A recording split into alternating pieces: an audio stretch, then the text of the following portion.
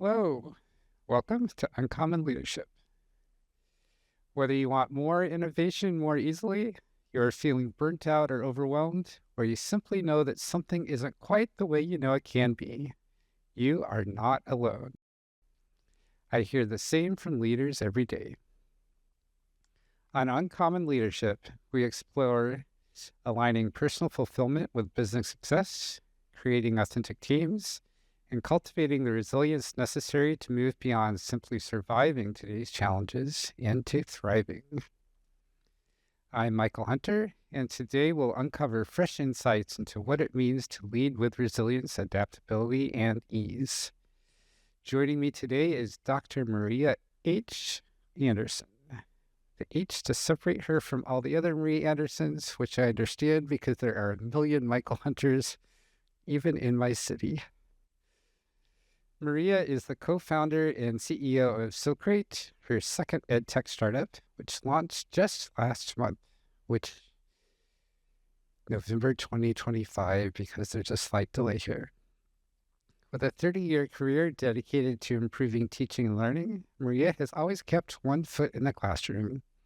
She's taught across community colleges, private colleges, universities, and K-12 schools, covering a wide range of subjects, including math, business, chemistry, ELL, or English language learning, and her personal favorite, a middle school elective she designed called Technology and Society. Welcome, Maria. Thank you. I'm glad to be here.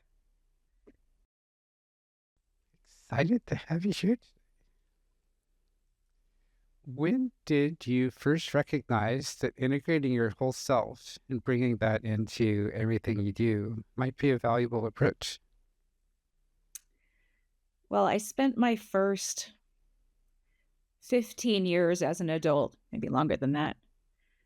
Maybe more like 20 years as an adult inside of academia in some way or another, as a student, as a grad student, as a professor. And so I don't know that I realized anything was missing until I left it. And when I left it to work in ed tech in 2012, something started to feel off in my balance. The one lovely thing about academia is there's always lots to do. There are multiple classes to teach. There are committees to be involved in. There are extra jobs on the side that you can do. And so I had always found a way to fulfill my brain's needs with the things that surrounded me. And when I moved into ed tech, I started to feel hints that things might be missing. And one of the things that I realized about probably 5 years into that was that I really needed like a teaching and learning outlet. I have been involved with classes pretty much since I was 18 years old in college. Even then I graded papers for a professor. I taught review sessions for math subjects. The next year I was a TA for chemistry. Like I've been teaching since I was 18 years old. And to not be teaching was just very strange. And I realized that there's something about teaching that if the first thing is that you can actually leave your entire life behind when you're in front of a classroom. It is so all consuming to manage a class of students, teach the content, figure out the right pedagogy to go along with all of that and the behavior management. You pretty much have to leave everything else in your life behind. So in some ways, it's like therapy from your regular life, because whatever was worrying you actually cannot worry about it. At least I can't while in front of a classroom. It's like fully occupying of my entire self. And so not having that kind of release from regular life meant that you were thinking and worrying about all your normal things all the time without any break from it. And the other thing I realized was that teaching gives you a very real kind of petri dish to try creative things. Like you can think of them on a Monday and try them on a Tuesday and see how they work with real students, in a real situation. And very little in the corporate world gives you that kind of creative outlet to just like have an idea and try it the next day. Depending on the size of the organization, sometimes you have an idea, you have to run it through 12 people, it has to run its way back down to you. By the time it gets back down to you, you have 12 better ideas and none of those have been approved, right? So I found as I moved into ed tech that I really had a need to fill. I'm guessing that a lot of people feel that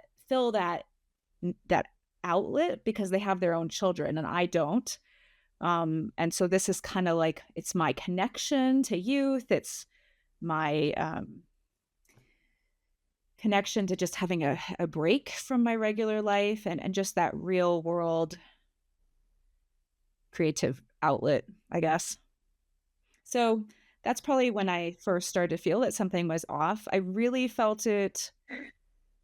Um, I think I really felt it the most when I did a stint as the director of learning design for Western Governors University. And for a while there, I had a really great team and we did a ton of really creative work together. And then that team started to peel off to other leaders, and my team kept shrinking and shrinking and shrinking. And as that happened, like my outlet to do creative things kind of started to disappear. And I probably would have just gone and taught a class and like fulfilled it that way, except they had a really strict no outside work policy, like none. You couldn't drive an Uber, you couldn't teach a class, you couldn't be a karate instructor, like you couldn't do any outside work.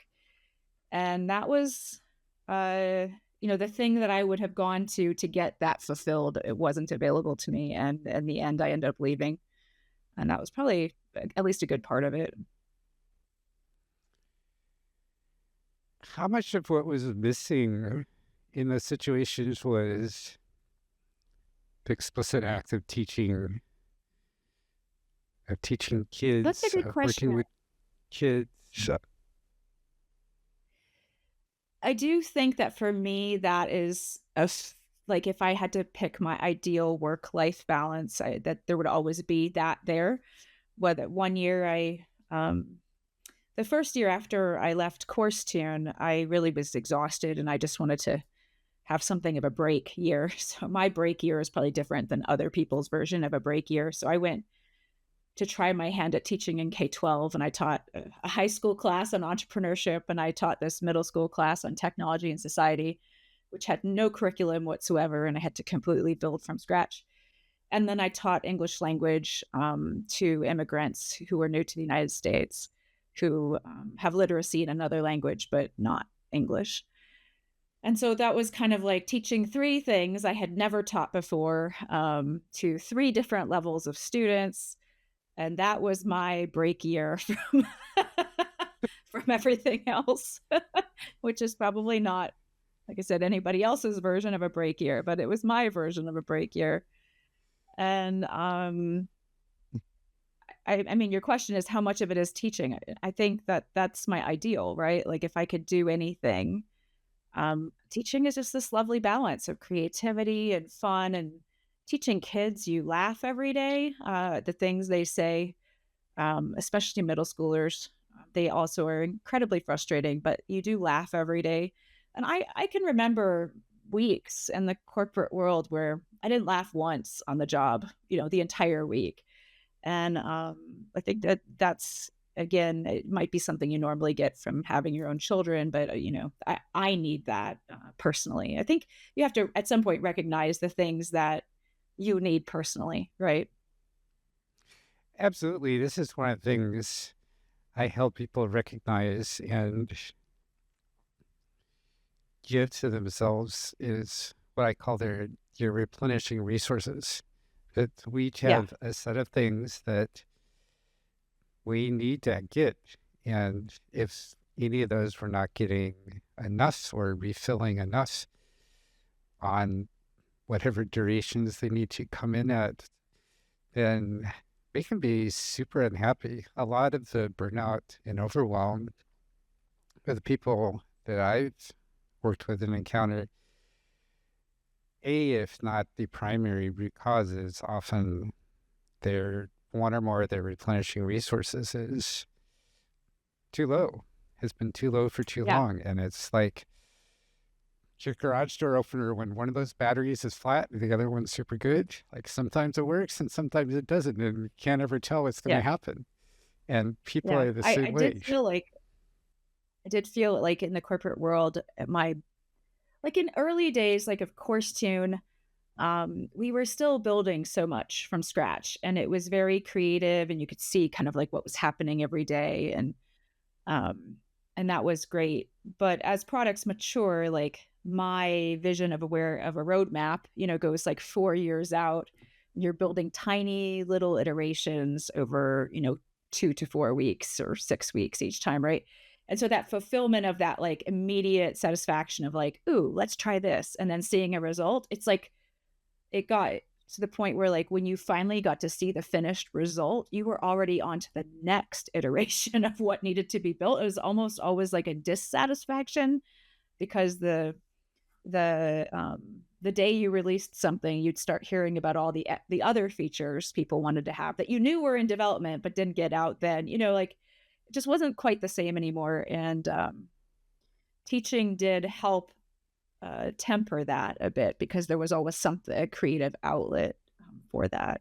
In fact, when I, wrote the offer letter to myself for this new company, I made sure to put in that letter that, I would always be allowed to teach at least one prep. Um, and that, that's important to me, and I don't want it taken away from me. I love the idea of writing yourself an offer letter for the company that you are founding. Where did that idea come You from? kind of have to because you have to have like your stock vesting policies and what are your my co-founder and I, we co-wrote our offer letters, and I signed his and he signed mine, right? So, um, but you kind of it's good to set forth the things up front that are important to you so that those are not removed. And I think that's actually, I know one of the questions later on is about uh, creating, cultures that are make people feel safe and empowered. And, I think that actually allowing people and encouraging people to have their own side project is actually fairly good. I think that a lot of creativity and innovation comes from the collision of random things in your life. And so if you can find something that really you feel passionate about that, might take a few hours away from hours you could spend on work, you know, but still helps your brain to flourish and think around new ideas, that is actually more valuable to the company. Those random collisions of a whole different realm of subject area colliding with what you're doing, I think can be much more valuable than just more time spent doing the same thing. Absolutely. And many companies want to do this. Not quite as many companies actually try to do this.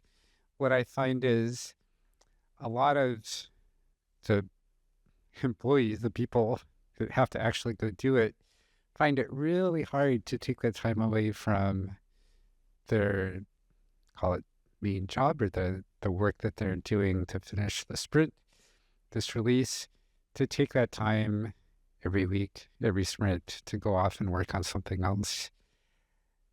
You clearly don't have that problem. You have ideas and engagement around this overflowing and more than you could possibly do. What helps you keep excited about that and actually take the time to go do these other things that aren't that central thing?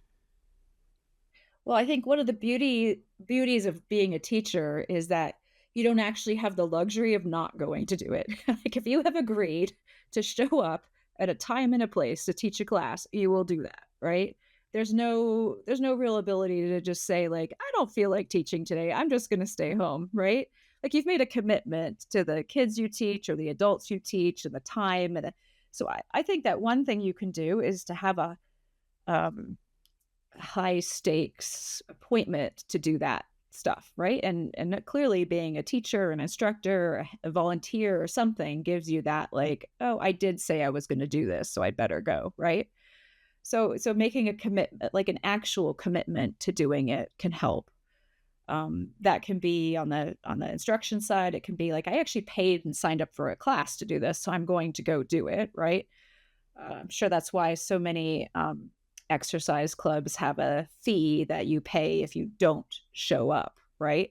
to help you to overcome that last minute, like, oh, I'll just stay in this meeting. Like, I don't want to pay the $20. I think I'll go to class, right?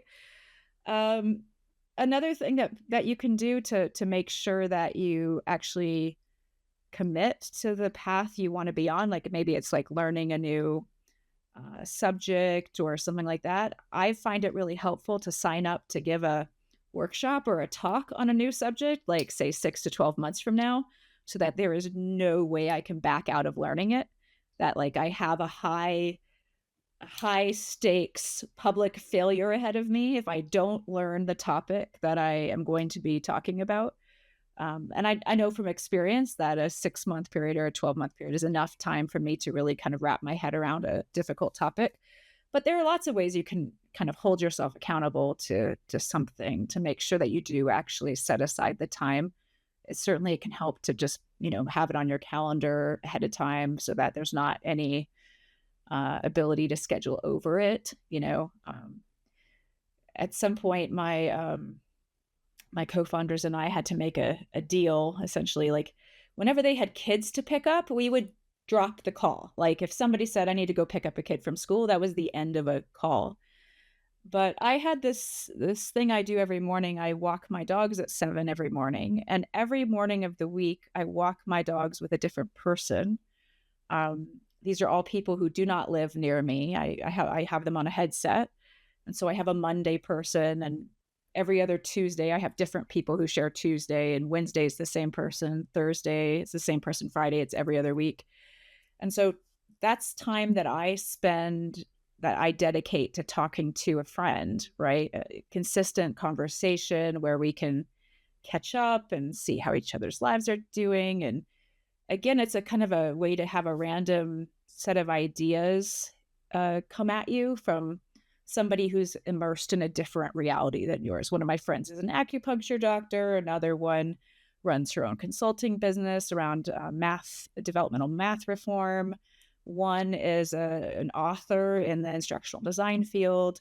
One's a futurist, right? And so to me, those 7 a.m. calls are really important, both because I get to connect with a friend and I get to kind of put my brain at problems that aren't my problems and to hear about ideas for things that are my problems, right? And so those calls were important to me. We always had morning meetings that would run into those calls. And at some point I just had to say, look, to me, this is like picking up a kid. We have to stop running through my things. If you're picking up a kid, we drop the call immediately. I just need to say, I'm picking up a kid, and you guys know what that means. And we drop the call immediately, and I get to go to my phone calls, right? Because there are some things where on a job, if you say a phrase like, I need to pick up a kid right now, everything stops, right? And I don't think that we give people who are childless the same grace that we give people who have children sometimes. And so that became our phrase for, no, you need to respect Maria's time too. Like this is her special thing she does, and we need to respect that. That way I get my exercise, I get my phone calls with friends. Like, these are things that are important to keeping my brain functioning optimally. Thank you for all those examples. I see lots of ways to apply that into a business context. I'm curious, when you were at CourseTune and the other business environments, and I guess in your academic environments too, how did you help your people consistently take this time to do things not related to their primary task so that they had this creative time to pursue and bring in the innovations that could make an enormous difference in the company or the environment? I think one thing you have to do as a leader is to know what hobbies and things that your employees like to do and encourage it, right? Don't discourage it, right? I think a lot of these things end up getting shut down kind of by accident because of a lack of understanding that that's what's happening, right? So I could probably list every single one of my employees at CourseTune and tell you what they liked to do in their free time and what times of day they did those things. And, you know, I had one employee who we agreed up front would only work a 32-hour week and that was enough at our company to get health care and benefits. Um, but that was the best thing for that employee to manage their work-life balance and what they had going on, and they definitely put in a regular week of thinking and innovating, and I mean, different people have a different capacity for doing work, right? And like just like there are 10x engineers, there are 10x of every other type of employee too, right? And so to imagine that a specific number of hours is like the ideal number of hours also seems a little strange to me. Um, the work is the work. And I've always judged employees a lot more for what they are capable of getting done than the number of hours they put in. So often can, there's always more work to do than we have time. And it's so easy to focus on getting more of the work done because it's always all super important. How do you keep those boundaries for yourself that, yes, I could work another 40 hours today and really I need to go do these phone calls or make dinner, or it's been enough hours today that I'm done. And then how do you help your employees do that? I think the longer you work, the greater recognition you have that you will never get everything done. I mean, I think that my current to-do list has something around 400 items on it.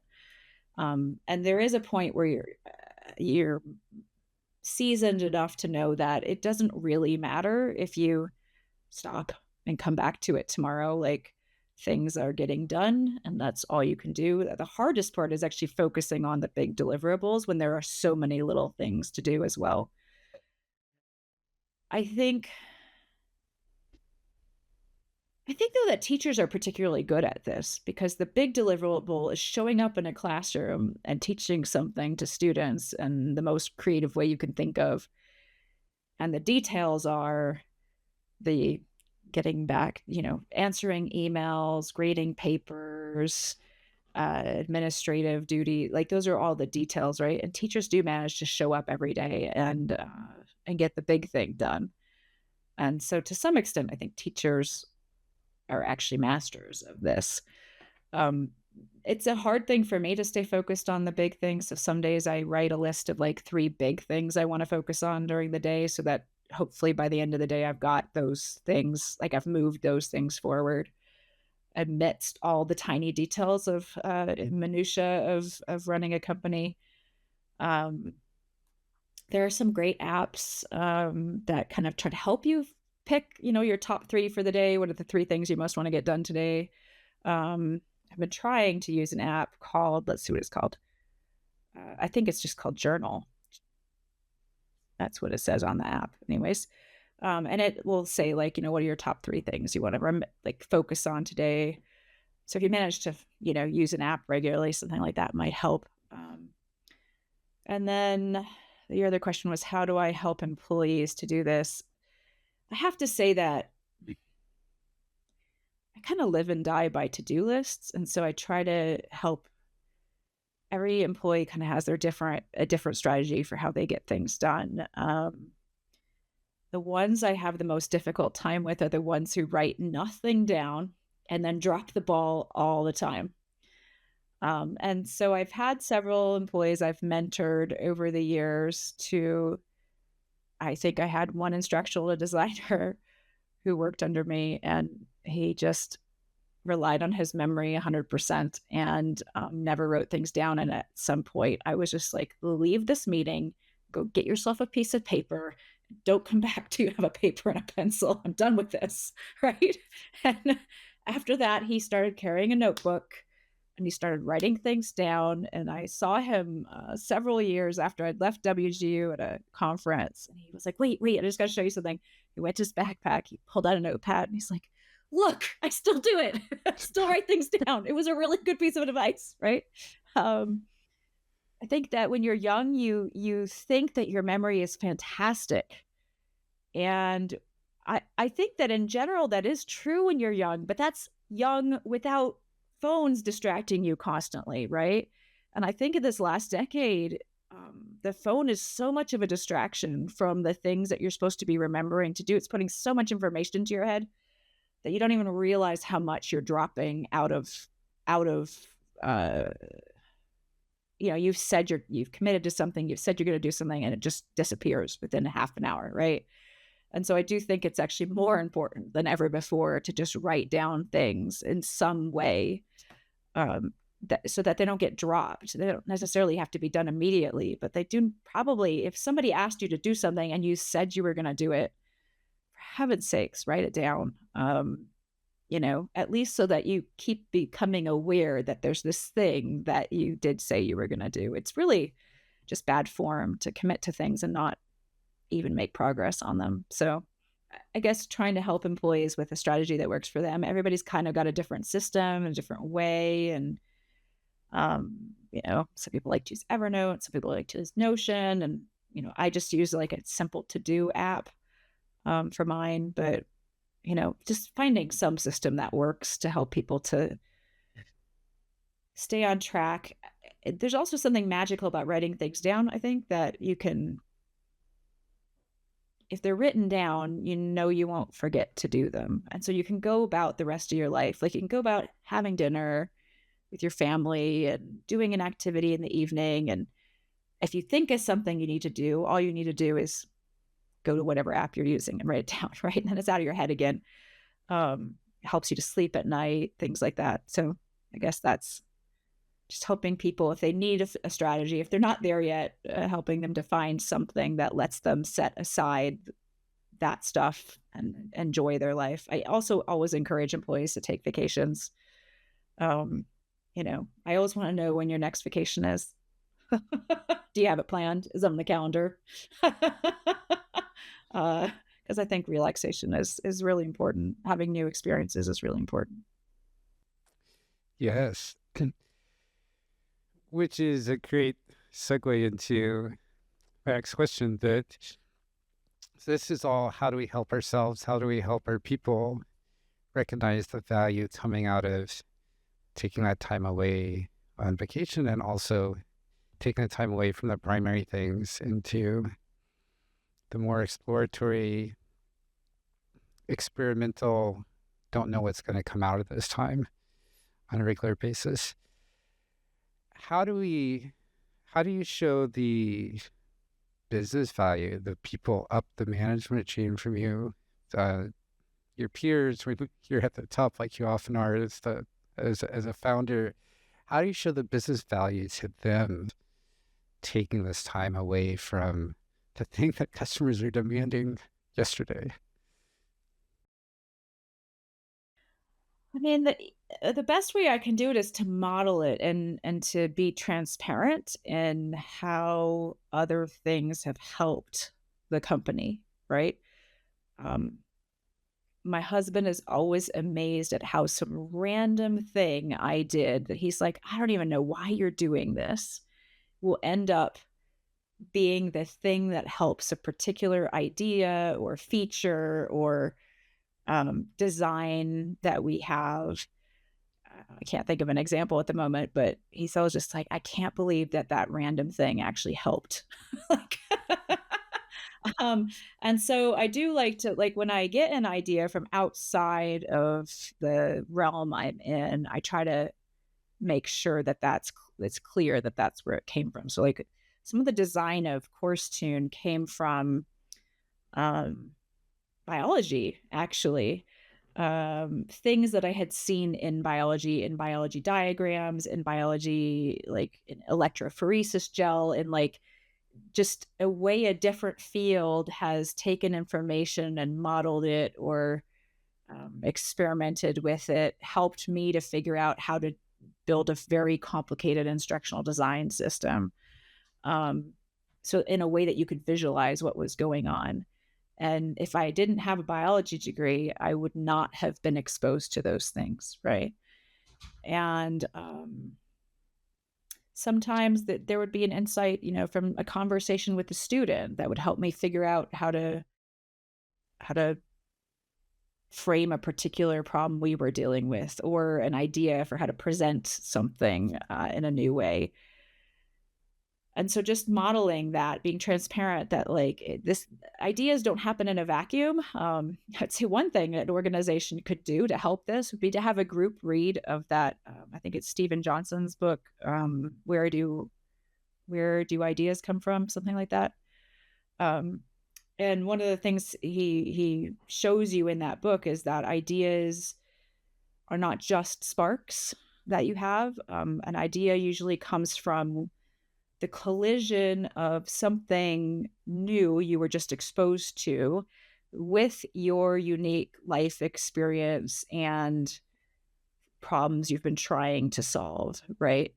And that the reason we sometimes see the what's called the adjacent possible, it's just the development of this same idea in two places at two times by two people.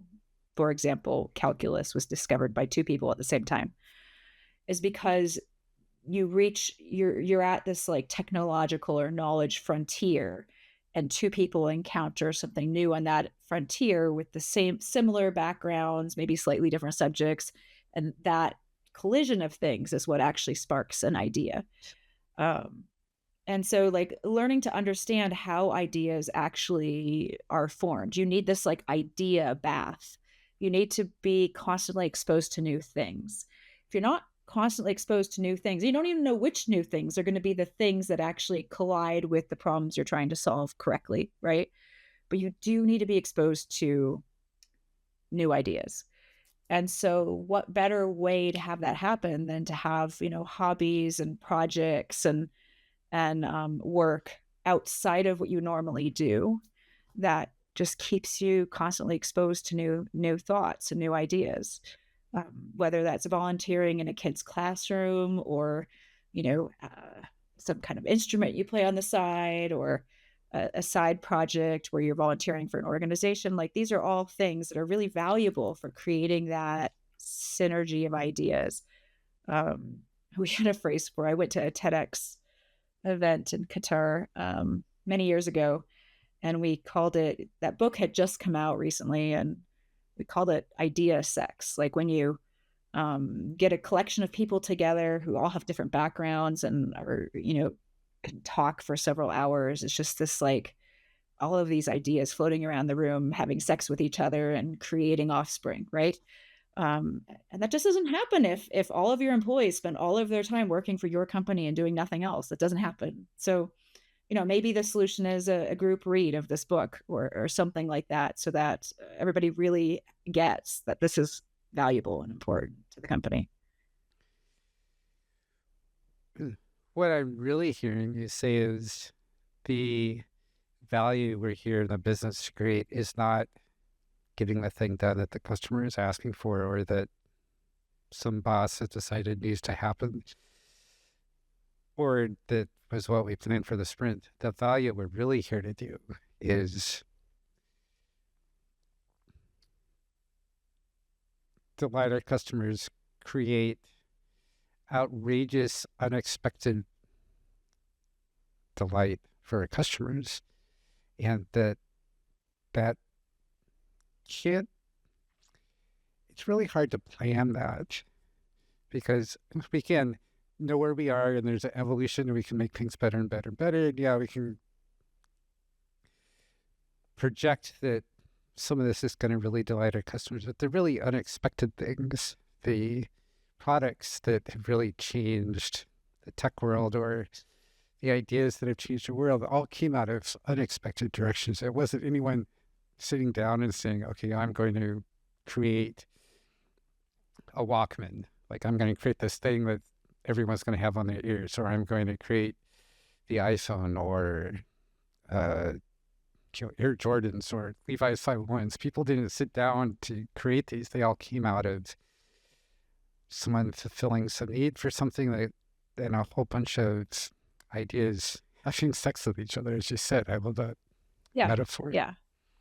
I mean, I do think it is still important that you balance, like, you do have to deliver features that customers want, and you should not, like, lose sight of that, but it can't be so single-minded that there's not space to think about, like, it's very important that employees and leaders have other things in their life to have those sparks, to have those insights and innovative moments. And so you should really not shut them down. You should encourage them. And the work that gets done is the work that gets done. And you hope to hire people who are productive enough that their work week gets the main things done, but giving them the space to do the side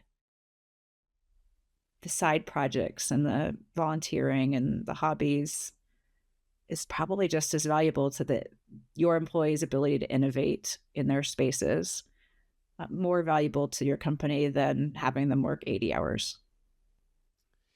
Great. We need to nurture and encourage the full spectrum from complete play to total dredge. We know exactly what to do. It's just straight execution. There's no perhaps obvious creativity involved and everything in between. And letting people explore to understand where on that spectrum is best for them to be at any one point in time. Yeah. That work is hard because there's always things involved in work that is actual work, right? There's nothing fun about having to go, and I'm hiring, we have employees already in 3 states. So I've got to go to 3 states and set up that we're a foreign entity in that state, do a business license for that state, get the workers' compensation accounts, get the tax accounts, connect that all to payroll. Like, nothing about that that's particularly fun or innovative, but it is required. It is part of work, right? I think you have to balance a job so that you're not doing 100% stuff like that, so that there is the ability to manage and control some of your own projects and um, paths, right?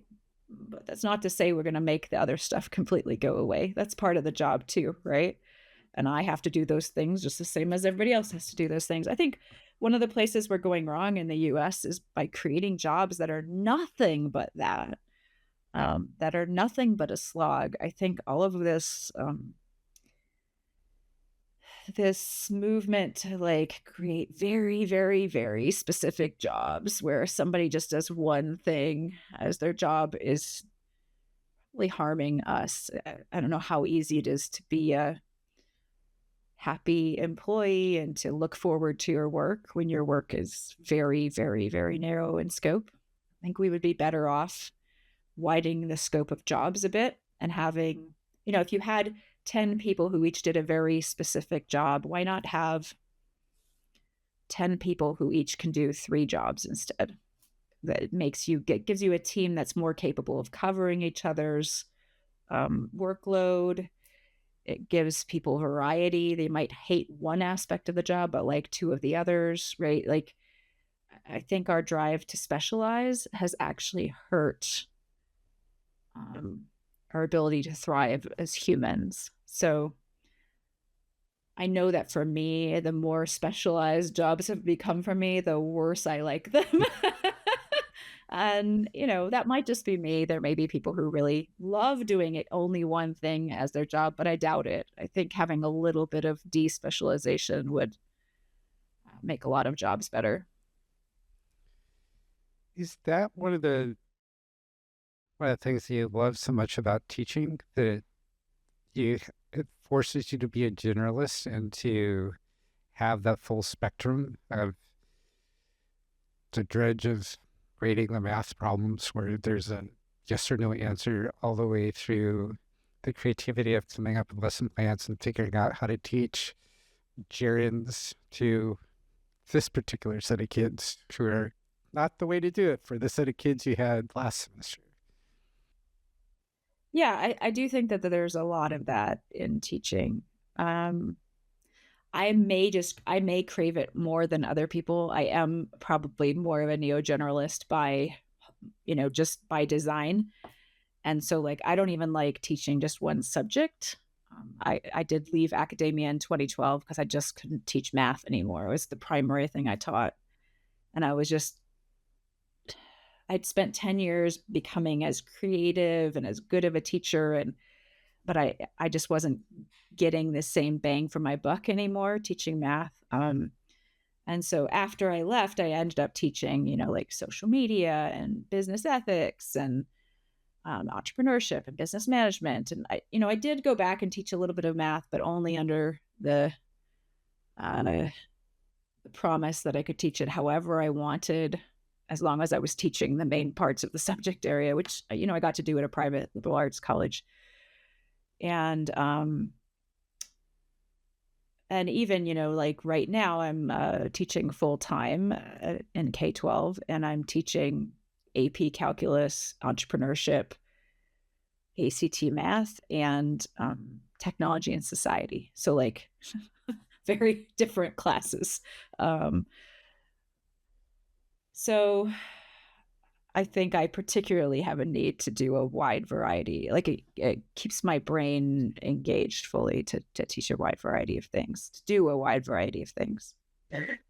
Now, I will say that teaching full time while starting a new company is not ideal. So I will drop down to half time in about 2 weeks. In the meantime, it's a little bit nuts. Because teaching only half time won't still be a little nuts. It'll be less nuts. Which I have which taught for you, I have taught calculus like 30. This is my 32nd time teaching calculus.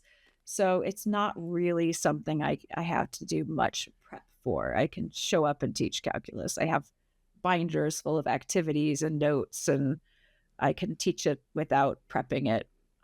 So for me, that one's not much of a burden. And I didn't feel like if one is taking a 1 year long class, you shouldn't have to switch instructors halfway through. So um, felt important to keep that one. yeah. And I'm getting the sense that for you, the intensive cross pollination is super energizing, where for someone else it might be super draining. So It is while super energizing. I often find that like something I'm like teaching in my technology and society class will like uh, bleed into my entrepreneurship class or my business class, because something we'll be talking about in there about the evolution of a particular technology. You can see like the business side of it, and then teach it in another class. And um, yeah, I mean, I think it's a really interesting cross pollination. And I started this year in particular, I started building. We finally have a block schedule for 2 days of the week at the school I teach at, and that gives you like 90 minutes with the kids once a week instead of 45-minute sections. And knowing that we had that 90 minutes meant that I could kind of think about like, okay, what kinds of experiments or simulations could we do in that time that I wasn't able to do before. So I've probably built like almost a dozen simulations this year that for entrepreneurship and for technology and society, so that we could learn how something worked in a more physical way, with kind of a hands-on immersion instead of just reading about it. And so that's just even like a slightly different set of constraints can completely change how you do something, right? And again, just being able to try it and do it immediately. There's just not many other kinds of careers where you get that chance to just, um, change everything immediately just to see what happens, right? It's a really good one. is that one way that you help yourself find your way through all the change, uncertainty, and overwhelm that life seems to be ever more these days? Well, I had to kind of develop a new strategy in about October of this year, watching how the election was progressing and realizing that the numbers were never going to change no matter what. Like nothing that happened could change the numbers for the election at all. Crimes, uh, great speeches, like nothing changed anything. Policies, nothing changed anything. And just realizing that there was not much that could be done. And yet I was spending a ton of time worrying and um, being stressed about this. And so I actually kind of came up with a new plan for myself in October. And one of the things was kind of sparked by my husband, who said, um, I wrote down my notes on this one because I wanted to get this right. He said, uh, reading about this and watching videos about this and worrying about this is not actually changing anything. But it is making you sad and depressed and stressed out. And knowing these things are happening is not actually changing anything in your life right now, which is true. So I decided to kind of box in the amount of time I spent looking at politics. I did a very extreme version of this in that I decided to stop looking altogether. And he was kind enough to agree to send me a weekly roll up of any articles, videos, or stories he thought I would actually be interested in, because it relates to something I teach or something I do or something that's important to me. And so I go through once a week and read his links. I just go directly to the stories. I read those stories, and that's it. I think individuals can also time box this and say, okay, I'm only going to look. I would only look if you find that it's getting you down. I would only look on a morning when you have a really busy day. Because what happens on a really busy day is it pushes out the busyness of the day, pushes out the worry about what's going on, right?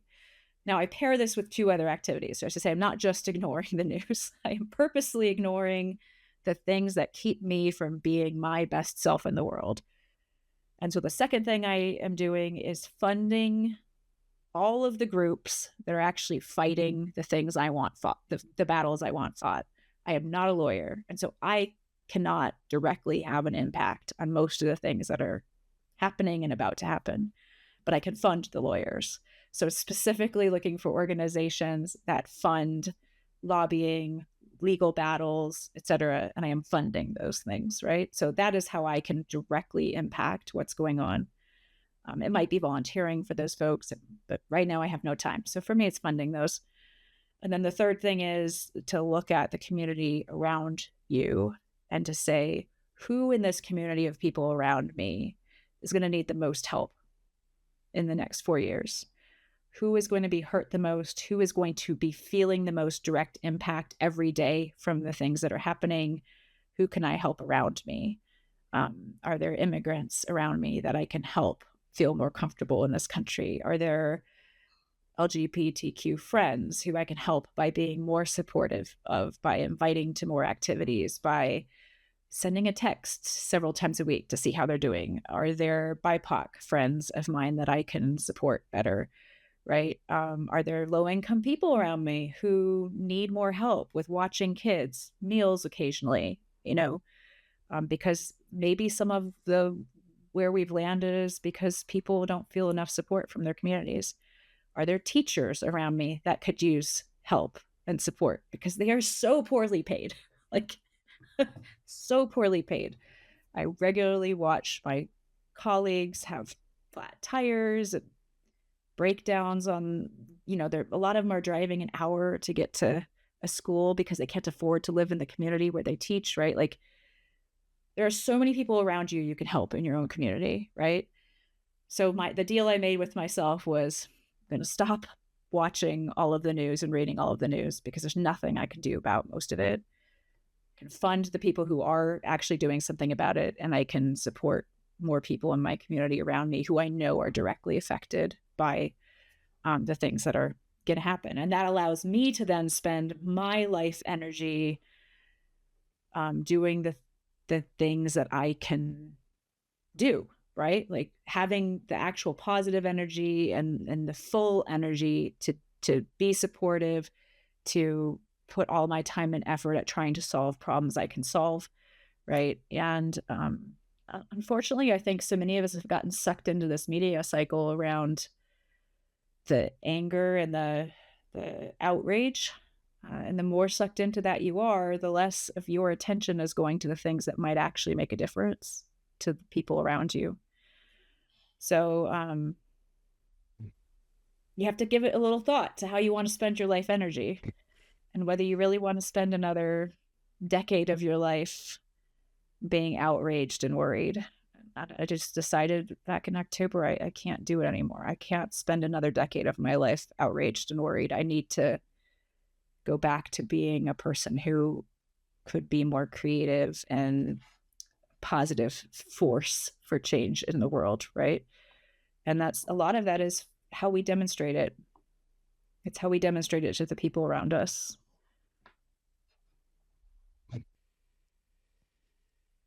So we can all do both in our personal life and at work what you've just been explaining what you're doing to bring our best selves into everything that we do. We can recognize what it is that's holding us back from doing that.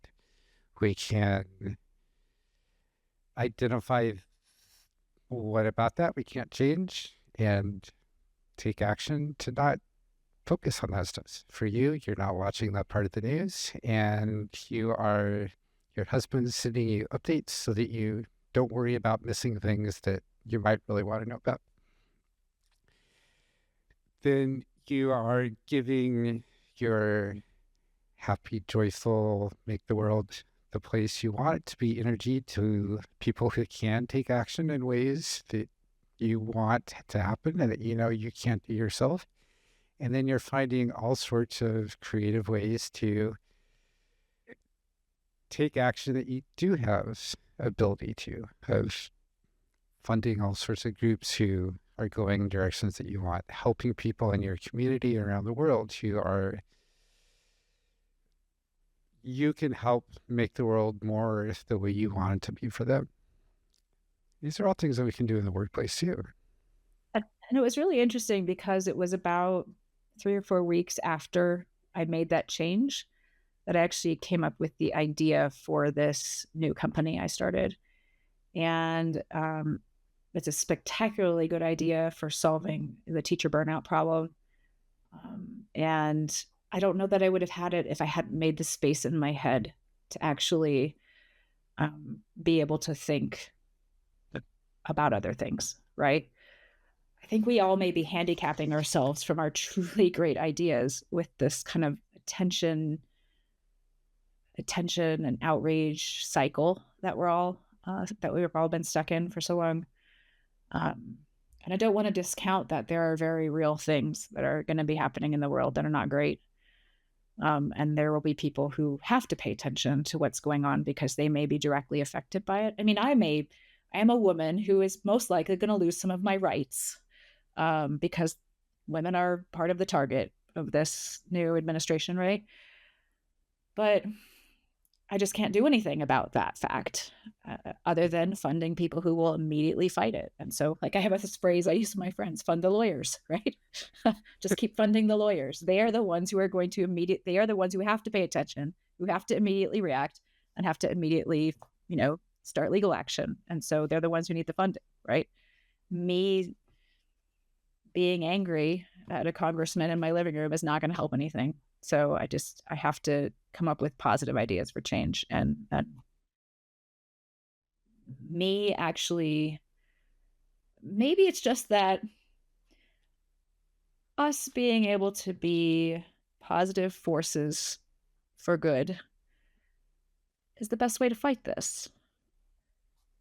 And to be a good example to everybody around us, the kids that are in our sphere of influence, whether that's your own children, your children's friends, like even if you're not a teacher, there are people in your sphere of influence that need to see a positive force for good, to be able to have the energy to be a force of nature in this world, right? I can't have that kind of energy if I'm constantly angry and worried and upset. So I think we all have to find our own path to what gets us there. But if you can find a path that means you don't have to spend the next decade or 4 years not living your best life, then I think you should find that path. We all have to find that path. And that's maybe the best thing we can do.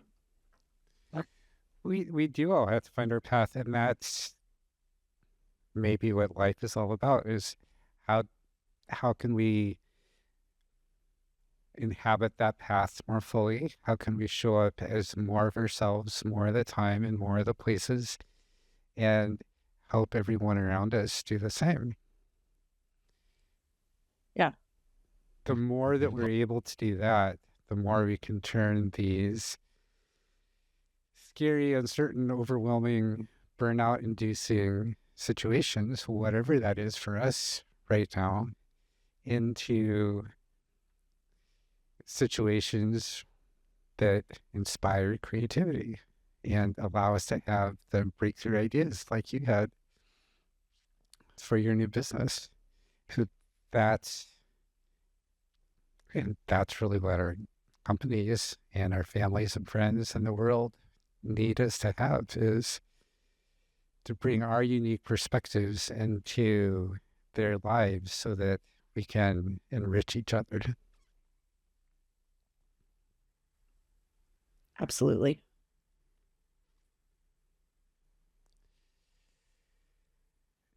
You have a blog which is stuffed full of many years of all sorts of interesting writing. Is that the best way for people to get in contact with you? I haven't been writing so much lately. Unfortunately, I think,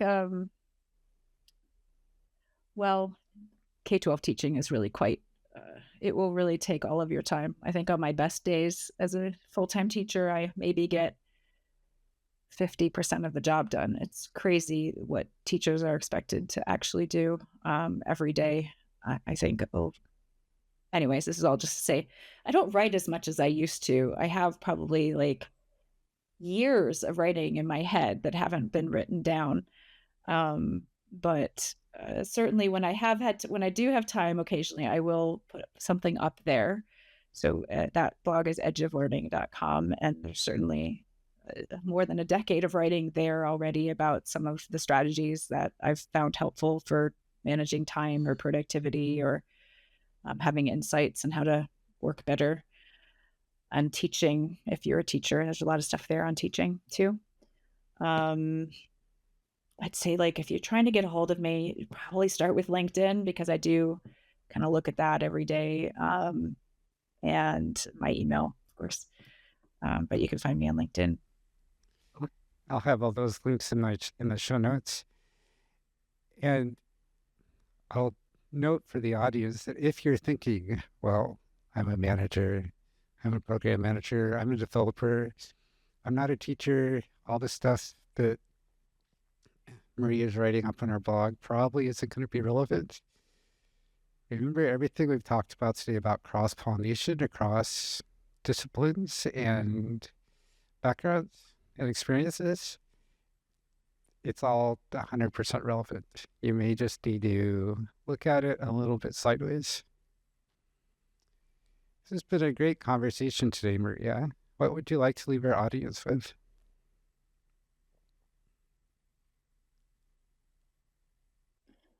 You had a question which we never quite touched on exactly, about how to make people feel safe and empowered and build a good company culture. And I think one of the things that I have insisted be a company culture for us and this new venture is to try to build a culture where everybody assumes best intent. This is hard to do with existing company cultures, but maybe easier to do in smaller parts of that company culture, or if you're building something new, to start with a culture of best intent. When you work in a remote environment, when you read a lot of emails, when you read a lot of Slack messages, things like that, you don't really get tone or expression of face or anything with those. And it can be really easy to read a message and think worst intent. Maybe we should all read messages and think best intent instead. And I'll just give you a quick example about that. A lot of managers will say this phrase, I need to talk to you about something. For many of us, that triggers an immediate response of fear because we've had some manager who would say, I need to speak to you about something. And then when they got to speak to you about something, they would ream you out about something, right? But I've had managers who say, I need to talk to you about something, and then told me about a fabulous new project that they wanted me to do or something like that. But there's something about this phrase that's just really awful. And so like just saying I need to talk to you about and filling in the blank. Because if it's something bad, you're going to be worried about it anyways. And if it's something good, you know not to worry about it anymore. Like just changing the phrase from the word something to what it actually is, I think can be just be more transparent with the people you work with, right? Don't leave them hanging about what it is you need to talk to them about. Just tell them what it is you need to talk about, though, and then say, I can't talk to you right now, but we'll talk about this later, right? The transparency is huge. I don't know why we leave people with hanging on this fear, but I think if you're running a team or an organization, starting to assume best intent instead of worst intent, if everybody can do that, and that could be kind of a mantra, and then being more transparent with what you need to talk to people about probably goes a long way to forming a better team. 100% on both of those. Reminds me of feedback I had from a mentor many years ago. He told me, Michael, when you're giving feedback, don't say, I would like to appreciate you. I would like to thank you. I would like to, whatever it is, just do it. Thank the person, give the feedback, appreciate them. And that has stuck with me ever since. Thank you, Maria, for this fabulous conversation today. And thank you, audience, for joining us. What is holding you back from being your best self? How might cross-pollination from somewhere outside where you're spending all your time make that a little better? Maria and I would love to know. Thanks, and have a great day.